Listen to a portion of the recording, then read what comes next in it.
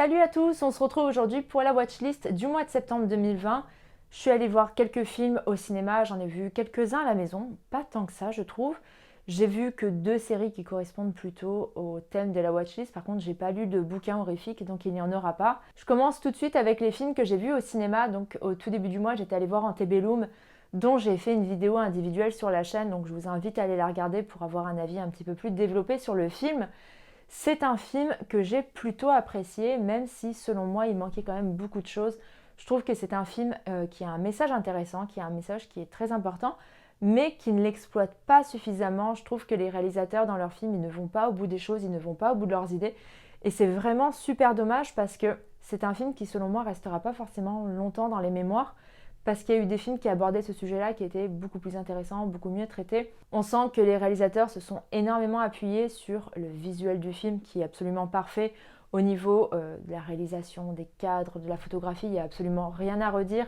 Ce film est vraiment maîtrisé visuellement parlant. Ça repose aussi essentiellement sur le twist final, même quand on voyait les affiches promotionnelles qui disaient ne spoilez surtout pas la fin. C'était pas forcément une très bonne approche selon moi du film parce que forcément on se doutait qu'il allait avoir un gros retournement final et on passe tout le film à se triturer les méninges pour essayer de deviner le twist final. Mais voilà, pour moi c'est un film qui a raté quelque chose quelque part, je trouve que c'est hyper dommage. Pour l'histoire, on va suivre Veronica qui est incarnée par Janelle Monáe, qui est une autrice à succès, elle est conférencière, elle est docteure en sociologie, elle est mère de famille accomplie. Elle mène une vie normale dans notre époque moderne et elle va se retrouver projetée dans une sorte de réalité parallèle, on va dire, dans la peau d'une esclave dans une plantation dans le sud des États-Unis. Je ne vais pas vous en dire plus, j'ai déjà fait une vidéo qui est consacrée au film, donc je vous invite vraiment à aller la voir si vous voulez en savoir beaucoup plus sur le film. Ensuite, au cinéma, je suis allée voir Shining de Stanley Kubrick. Donc, je l'avais déjà vu à peu près 1 million de fois, je pense. Là, c'était dans le cadre des séances les vendredis de l'horreur dans les cinémas Pathé Gaumont. C'est un film que j'adore. Je vais même pas vous le résumer en fait, parce que je pense que genre tout le monde connaît Shining. Mais en tout cas, ça m'a fait voir le film d'une autre façon cette fois-ci. Peut-être parce que j'avais revu assez récemment Dr. Sleep. Mais il y a certains dialogues que j'ai perçus avec un autre degré de lecture, on va dire. Par exemple, quand il y a tout le dialogue entre Monsieur Halloran et le petit Danny, où il lui explique qu'il a le Shining, que lui aussi il a le Shining depuis qu'il est gamin, qu'avec sa grand-mère ils avaient des longues conversations sans jamais dire un seul mot. Il va aussi lui expliquer qu'il y a d'autres gens qui ont le Shining, etc. Et pour moi, je l'ai vraiment ressenti en message d'avertissement des méchants en fait qu'on allait voir dans Dr. Sleep, dans le sens où il lui fait comprendre qu'il y a d'autres gens qui ont le Shining mais qui vont pas forcément s'en servir à bon escient, que le Shining il peut avoir des effets négatifs. Et j'ai trouvé ça vraiment cool. Alors je sais pas si c'est juste un avis hyper personnel, un ressenti que moi j'ai eu parce que voilà, j'avais Dr. Sleep vraiment en tête quand je suis allée voir Shining au cinéma. Mais en tout cas, j'ai trouvé certains dialogues avec un autre sens en fait, une fois qu'on connaît les deux parties de l'histoire, on va dire. Après, ce que je trouve toujours hyper intéressant quand on revoit des films un bon paquet de fois et qu'on les revoit au cinéma sur grand écran, c'est que moi par exemple, là pour Shining, j'ai pas besoin de me focaliser sur l'histoire ou sur les dialogues parce que je les connais absolument par cœur. Mais du coup, je me focalise en fait sur les détails du décor. Et par exemple, j'ai remarqué qu'il y avait énormément de scènes où le personnage de Jack Nicholson passe devant des miroirs, regarde son reflet dans des miroirs, ou à certains moments, on le filme dans le reflet du miroir, on a l'impression que c'est lui, et au final, on se rend compte en reculant que c'est son reflet. Et je trouvais que ça mettait bien du coup en évidence le côté changement de personnalité qui est en train de s'effectuer par rapport au personnage. Et ça m'a vraiment sauté aux yeux. J'ai passé vraiment toute la séance à regarder les miroirs, à chercher les miroirs et à chercher les reflets de Jack Nicholson dedans. Ensuite au cinéma, je suis allée voir le Rocky Horror Picture Show qui est un de mes films favoris, c'est un de mes films cultes, c'est un film que j'adore, que j'ai vu des dizaines et des dizaines de fois. Le Rocky Horror Picture Show, c'est le film qui est au cinéma depuis le plus longtemps. Ça fait environ 40 ans qu'il passe au cinéma, donc voilà, c'est quand même pas rien. Et en fait, au fur et à mesure des séances, les gens ont commencé à interagir avec le film, donc à chanter pendant les chansons, à se mettre à danser quand il y a des chorégraphies, à dire les dialogues et en fait à vraiment interagir dans le sens où quand il y a des mariages, on lance du riz, quand il pleut, on jette de l'eau. Voilà, c'est des séances vraiment interactives. Mais en fait, ces séances-là, en général, elles se passent au Studio Galande à Paris. Donc je crois que c'est tous les vendredis et tous les samedis soirs.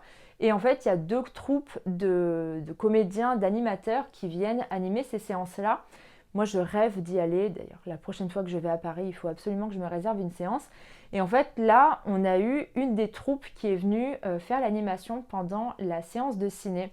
C'était vraiment super cool, c'est la team des No Good Kids.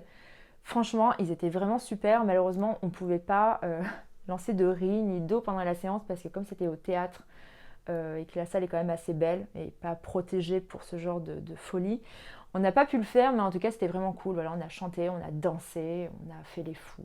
Franchement, c'était vraiment génial. L'histoire est tellement what the fuck que si je devais juste vous la résumer, ça serait juste un couple qui est à un mariage, qui va se marier à son tour. Ils veulent aller voir le professeur grâce auquel ils se sont rencontrés. Et en cours de route, leur voiture tombe en panne. Ils se retrouvent dans un espèce de château digne des plus grands films d'horreur. Et ils arrivent à l'intérieur et il y a des gens qui sont en train de faire la fête. Et il y a un scientifique qui vient de créer un homme. Voilà, ça en gros c'est le résumé du Rocky Horror Picture Show.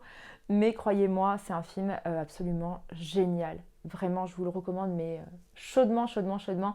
Ce film est génial. Et ensuite, au cinéma, j'ai vu Lux Aeterna de Gaspard Noé. Alors, je voulais faire une vidéo dessus, mais au final, mes pensées étaient aussi confuses que le film, je pense. Donc, j'étais incapable d'en faire une vidéo posée, ni quoi que ce soit. Ce film est absolument fou, mais vraiment fou. Sincèrement. L'histoire, c'est celle de Béatrice, qui est incarnée par Béatrice Dalle, qui réalise son premier film, l'histoire d'une sorcière. Son actrice principale, c'est Charlotte, donc Charlotte Gainsbourg. Et on va avoir un moment de tournage, en fait, ça va se passer à un moment précis du tournage du film, où tout part en vrille, c'est-à-dire que le chef opérateur veut à tout prix prendre le dessus sur le travail de Béatrice. Il veut vraiment lui imposer sa vision des choses, imposer ses idées, vraiment gérer le film. Le producteur est d'accord avec lui, donc en fait, ils vont vraiment essayer de saboter le travail de Béatrice. Et à un moment, sur le plateau, il va y avoir des problèmes techniques, on va dire. L'ambiance va devenir complètement malade et voilà, je ne peux pas vous résumer plus que ça, ce film. Et donc le film avait beaucoup fait parler de lui, fait beaucoup parler de lui, notamment pour les effets stroboscopiques, les effets lumineux et les effets sonores qui sont utilisés. Au tout début du film, on nous annonce que si on est épileptique ou si on est photosensible, on nous conseille de quitter la salle, en fait, de ne pas regarder le film parce que on va s'en prendre plein la gueule, hein, voilà, disons-le clairement. Et sincèrement, pendant le film, déjà, moi j'ai flippé parce que bon, je ne suis ni épileptique ni photosensible. Mais j'avais super peur, je me disais, mais imagine, en fait, je suis épileptique et je le sais pas et je vais faire une crise d'épilepsie dans mon cinéma. J'étais super mal. Et en fait, je me suis laissée complètement prendre dans le film. Je me suis laissée vraiment absorber par l'histoire, par l'ambiance. Et j'ai ressenti des choses vraiment ouf. Et je pense que c'est quasiment que devant les films de Gaspard Noé qu'on ressent des trucs comme ça. Au moment où ça devient vraiment hystérique, l'ambiance devient vraiment, vraiment oppressante, vraiment folle. Tout le monde se met à crier, tout le monde parle super fort. Les lumières commencent à clignoter, d'abord en blanc, après en bleu, en vert et en rouge. J'ai ressenti tellement fort la frustration du personnage de Béatrice. Je comprenais tellement ce personnage, je comprenais tellement son énervement, sa colère et ce truc sous-jacent en fait qui était en train de monter en elle, que j'avais presque des accès de violence en fait pendant le film. C'était hyper bizarre. En gros, sincèrement, j'avais envie de me lever et je sais pas, de me battre ou me mettre à crier. C'était super bizarre et j'ai l'impression qu'on a tous vécu le film assez différemment parce que j'étais avec 2 copines pour aller le voir. Une de mes copines a vraiment subi le film, quoi. Elle a fini le film d'ailleurs avec ses lunettes de soleil. Tu ne m'en voudras pas, Margot, si je le dis. Mais voilà, genre, il y en a certains, j'ai l'impression, qui ont vraiment subi le film, qui se laissaient vraiment torturer par Gaspard Noé. Et moi, vraiment, mais j'avais j'avais envie de péter un câble, en fait, en regardant le film, tellement ça me prenait aux tripes. C'était hyper bizarre comme sensation.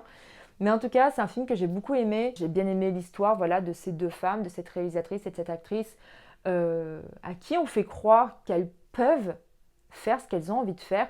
Sauf qu'au final, on se rend compte que l'équipe technique qui est composée d'hommes essaye en fait de leur mettre des bâtons dans les roues. Voilà, Béatrice, elle est vraiment motivée, elle a vraiment envie de faire son film, mais tout le monde l'en empêche et en plus, tout se retourne contre elle en mode ouais, mais c'est elle qui est énervée, c'est elle qui est violente, c'est elle qui gueule, etc. Sauf que non, elle a raison, elle est en train de faire son film, elle a son projet, elle a envie de le porter elle-même. Elle n'a pas à se laisser emmerder par les autres. Et j'ai trouvé que c'était hyper intéressant. Voilà, quoi. Franchement, ce film était vraiment ouf. J'aimerais beaucoup le revoir. Mais je pense qu'il faudrait vraiment le revoir au ciné parce qu'à la maison, il n'y aura pas du tout le même effet. Si vous avez l'occasion de le voir, franchement, foncez le regarder. Pour les films vus à la maison, j'ai vu le film Aquaslash qui me faisait pas mal envie parce que la bande-annonce était assez folle, l'affiche était plutôt cool et au final c'était très mauvais. J'ai passé un très mauvais moment en le regardant, voilà, tout simplement, parce que le film est extrêmement chiant. Je crois que le film dure 1h20 et il commence à y avoir de l'action à environ 50 minutes du film. On va suivre une bande d'ados qui fête la fin des cours, tout simplement. Ils fêtent ça dans un parc d'attractions aquatiques géant. Ils nous racontent un petit peu qu'il y a quelques années, il y avait eu des meurtres dans ce parc d'attractions, etc. Genre de trucs hyper classiques qu'on voit dans tous les slashers. On a des personnages qui sont tous plus insupportables les uns que les autres, qui ont juste pour envie de boire, de se droguer et de coucher les uns avec les autres. Ils sont pas du tout intéressants. Il n'y a pas un seul personnage qui sort du lot ou qu'on a envie de suivre ou quoi que ce soit, ils sont tous antipathiques. Et en fait, on va avoir un tueur en fait qui a mis des grandes lames de rasoir dans certains toboggans du parc d'attractions. Donc voilà, quand les jeunes vont passer dedans, ils vont se faire découper en morceaux. Mais sincèrement, même si les scènes sont assez gore, assez décomplexées, ben en fait, ça suffit pas du tout pour en faire un bon film. Moi, je me suis vraiment ennuyée. Ensuite, sur Shadows, j'ai regardé leur dernier exclu qui est le film Starfish, qui est un film très particulier parce que c'est pas un film d'horreur, c'est plutôt un film de SF, un film assez difficile quand même à mettre dans une case, je trouve. On va suivre une jeune femme qui vient de perdre sa meilleure amie, elle doit donc faire le deuil de cette personne, de cette relation. Et en fait, elle va se retrouver dans l'appartement de sa copine. Donc à explorer un petit peu les souvenirs de son amie, se remémorer certains moments, etc. Et en fait, la fin du monde est en train de se produire et elle va devoir tout mettre en œuvre pour empêcher la fin du monde parce que sa copine avait prévu la fin du monde qui allait arriver. Il y a tout un système de cassettes à écouter, quoi. C'est vraiment un film hyper particulier. Même si je vous donnais mon avis, en fait, il faudrait vraiment que vous puissiez le voir pour vous faire le vôtre parce que je pense que c'est un film qui est hyper personnel, qui va résonner en chacun vraiment selon l'histoire, selon le vécu, selon le passé, selon les relations qu'on va avoir avec ses amis. C'est un film qui est très joli, qui est porté par une actrice principale qui vraiment fait super bien le job parce qu'elle est quasiment toute seule pendant tout le film. C'est beau, c'est mélancolique, c'est tout doux, franchement c'est un très joli film à regarder. Si je devais en comparer un, ça serait peut-être le film The Endless dont je vous avais parlé sur les films de secte. C'est une expérience à voir et à vivre. Ensuite, pour une soirée spéciale qu'on avait organisée avec les copines de la sororité, on a regardé The Babysitter et sa suite The Babysitter Killer Queen. The Babysitter, c'est un film qui est vraiment très sympa. C'est une comédie horrifique où on va suivre un gamin qui se fait donc garder par une babysitter qu'il adore, qui est super gentille avec lui, etc. Sauf qu'un soir, pendant qu'il est censé dormir, sa babysitter invite des amis et ils font une espèce de rituel satanique, sauf que le gamin en est témoin et du coup il va se faire pourchasser par sa babysitter et par ses amis. C'est un film voilà, qui est assez drôle, qui est assez décomplexé. Il y a des scènes qui sont pas mal gore. Il y a une galerie de personnages où ils sont tous plus loufoques les uns que les autres. C'est vraiment très divertissant en fait. C'est vraiment le genre de film que vous regardez pour faire une bonne soirée popcorn avec vos amis et vous passez un très bon moment. Mais la suite, Killer Queen, c'est très mauvais. C'est très mauvais parce qu'en fait, ils ont voulu reprendre exactement la même trame que le film précédent. On utilise les mêmes personnages, plus ou moins la même histoire. Mais je sais pas, en parodiant ce qui a déjà été fait dans le 1, c'est hyper caricaturé. Les personnages qui étaient loufoques dans le premier deviennent débiles dans le deuxième. Puis la fin est cuculapraline, quoi. Sincèrement, c'était très mauvais. Je vous conseille juste de regarder le premier. Ensuite, j'ai regardé le film The Owners, qui est un film britannique. Je ne sais pas pourquoi, j'étais persuadée que ce film était une comédie horrifique. Et en fait, je me suis complètement trompée. Non, c'est juste un film d'horreur que j'ai trouvé quand même assez mauvais, malheureusement. En actrice principale, il y a Maisie Williams de Game of Thrones. Et en fait, elle et son petit copain vont cambrioler la maison d'un couple de personnes âgées. Sauf que le cambriolage tourne mal, voilà, les vieux sont un peu bizarres et tout. Mais sincèrement, il se passe rien et je suis bien incapable de me souvenir de la fin de ce film. Et en général, c'est pas bon signe quand je me souviens pas d'un film ou quand je me souviens pas de comment ça finit. C'est que ça devait pas être terrible. Hein. Mais je me suis beaucoup ennuyée en regardant ce film. Pourtant, il dure pas extrêmement longtemps, mais j'ai vraiment vu le temps passer. Et en fait, au début, je pensais que c'était une comédie horrifique parce que dans la toute première scène d'introduction, On va suivre le petit copain donc, de Maisie Williams, j'ai complètement oublié le nom des personnages, qui a l'air d'être un espèce de lascar anglais, un peu à la Snatch, vous savez, le genre de loser en fait, mais qui sont quand même sympathiques.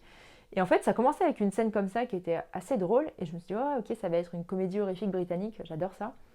Sauf que pas du tout, et je pense que la déception était d'autant plus grande, quoi. Ensuite, j'ai regardé Color Out of Space, qui est disponible sur Prime Video, le fameux film avec Nicolas Cage, que j'ai trouvé plutôt mauvais en fait. Je comprends pas pourquoi tout le monde en parle de ce film, ou alors c'est moi qui suis passée à côté de quelque chose.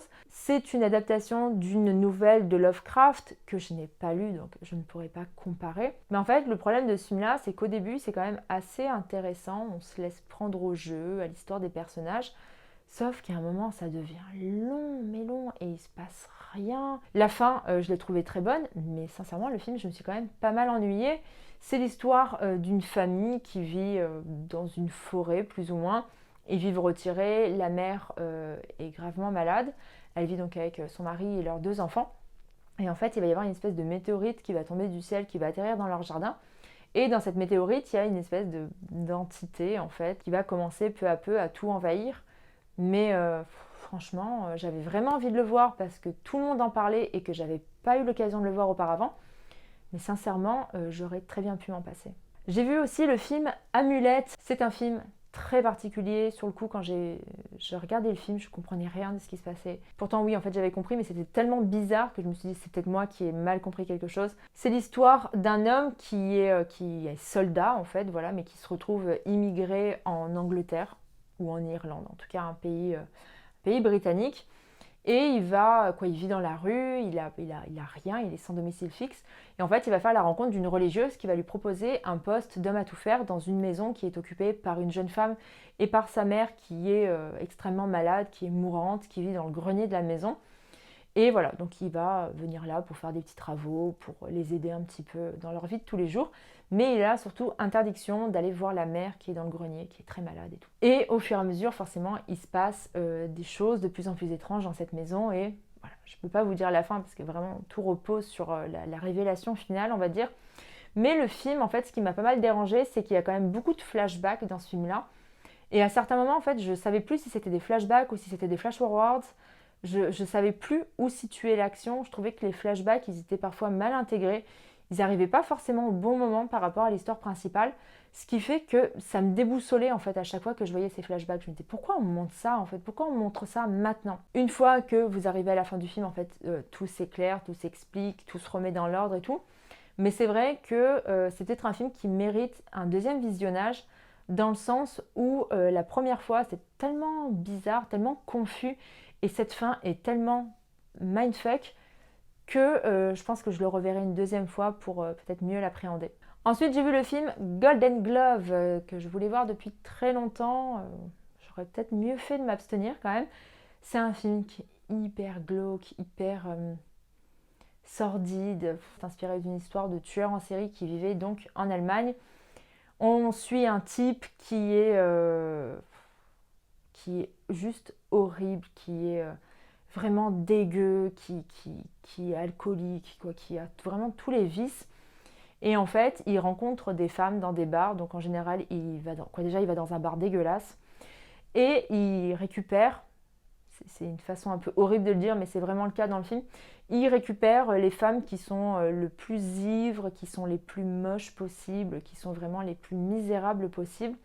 Et en fait, il les ramène chez lui pour les tuer. Et ils gardent leur corps et tout. J'ai pas le courage pour regarder ce genre de film en ce moment. Ça m'a mis mal à l'aise, mais pas dans le bon sens du terme. En fait, ça m'a pas mis mal à l'aise à cause de la violence. En fait, ça m'a mis mal à l'aise par rapport à la misère, au sordide que le film me montrait. Et c'est quelque chose qui me dérange vachement, quoi. C'était vraiment, quoi, le mec vit dans un appartement vraiment pourri, il n'y a rien qui va. Il fantasme sur une nana, il l'imagine en train de manger de la viande dans une boucherie et tout, quoi. Sincèrement, je vais même pas dire j'ai détesté parce que j'ai pas détesté, mais c'est pas du tout le genre de film qui me plaise. Et sur Netflix, j'ai regardé le film #Alive, donc qui est un film sud-coréen sur une attaque de zombies. On va suivre en fait un type qui est gamer, qui est chez lui tout le temps en fait. Il y a une attaque de zombies qui se passe, donc il reste confiné chez lui. Et il va essayer donc de s'en sortir parce qu'au fur et à mesure, il a de moins en moins de nourriture chez lui, de moins en moins d'eau, il va avoir de moins en moins de contact avec sa famille. Et les morts-vivants vraiment envahissent sa rue, son immeuble, donc il va devoir tout faire pour s'en sortir. Il va faire la rencontre de sa voisine, donc ils vont essayer de faire équipe ensemble. C'est un film qui est plutôt sympa, qui part sur une idée que j'ai trouvée originale. Puis voilà, en plus maintenant les films avec les personnages qui sont confinés, on les ressent, on ressent vraiment ce qu'ils ressentent. Donc ça m'a plutôt parlé pour ce côté-là. Mais après, pour ce qui est vraiment du film de zombies hyper classique, qu'on a déjà vu 1 million de fois, c'est plus trop ma tasse de thé. Autant je regarde avec plaisir d'anciens films de zombies que j'aime bien, comme par exemple Shaun of the Dead ou même 28 jours plus tard, voilà, ce sont des films que j'aime énormément. Mais je trouve qu'en matière de films de zombies, on n'a plus rien à apporter. Quand je regardais ce film-là, en fait, je me disais, j'ai aucune surprise, je sais ce qui est en train de se passer, je sais ce qui va se passer, je sais comment ça va finir, je sais comment les zombies vont se comporter. Et en fait, je trouve que c'est un style qui est éculé. On a tout dit à propos du film de zombies. Et j'ai pas l'impression qu'il y ait eu un film de zombies récent où je me suis dit putain, là il y a une bonne idée, là il y a un truc nouveau. Et je trouve ça hyper dommage. Et au final, là j'ai regardé ce film-là, j'ai eu l'impression d'avoir vu un film que j'avais déjà vu 1000 fois. Donc même si j'ai pas passé un mauvais moment, j'ai pas passé non plus un super bon moment, je me suis pas éclatée en regardant le film. Donc j'ai trouvé ça plutôt dommage. Après peut-être que c'est juste mon avis personnel, que personnellement je n'aime plus trop les films de zombies. Mais en tout cas, ouais, j'ai l'impression que moi j'ai eu ma dose de films de zombies. Pour les films, c'est tout. Ensuite, pour les séries, du coup, j'ai regardé la série Ratched dont je vous ai parlé dans une vidéo spéciale qui lui était consacrée. C'est donc la dernière série de l'écurie Ryan Murphy qui est disponible sur Netflix. Donc, on va suivre en fait les origines du personnage de Mildred Ratched qu'on voit dans le film Vol au-dessus d'un nid de coucou avec Sarah Paulson et Finn Wittrock. Donc, on a voilà, le casting d'American Horror Story, le créateur d'American Horror Story.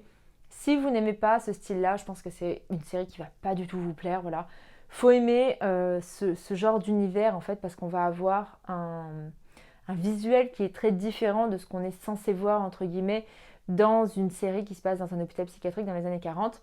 Moi, c'est quelque chose que j'aime beaucoup. J'adore Ryan Murphy. Voilà, je sais qu'il ne fait pas l'unanimité, mais j'adore la plupart de ses séries. Donc, moi, je suis complètement ouverte à son univers.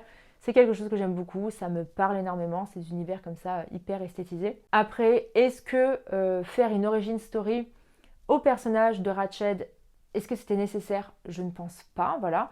Moi j'aurais aimé au final que ce soit une histoire complètement indépendante de Vol au-dessus d'un nid de coucou, parce que pour moi le personnage qu'on voit dans le film ne nécessitait pas forcément une explication sur ses origines, sur son passé, ni quoi que ce soit.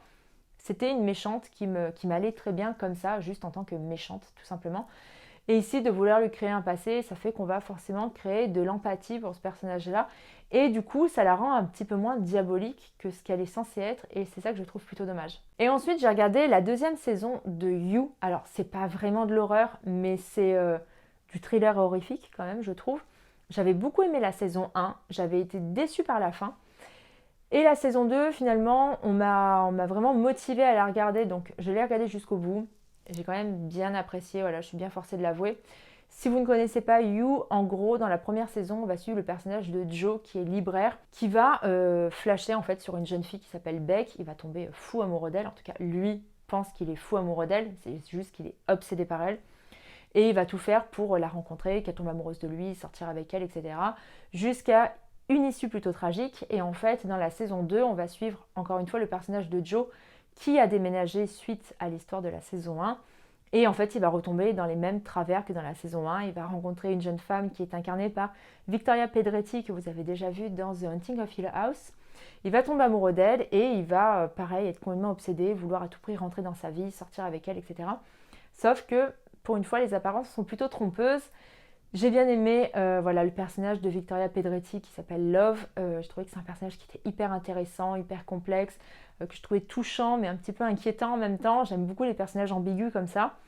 Et au final, j'ai quand même passé un bon moment en regardant la saison 2, même si c'est une histoire où il y a quand même beaucoup d'arcs narratifs qui sont très alambiqués. J'ai passé un bon moment et du coup, j'attends la saison 3 avec impatience. J'espère que cette vidéo vous a plu. Voilà, j'ai quand même eu pas mal de films qui m'ont déçue, je trouve, surtout dans les films que j'ai regardés à la maison.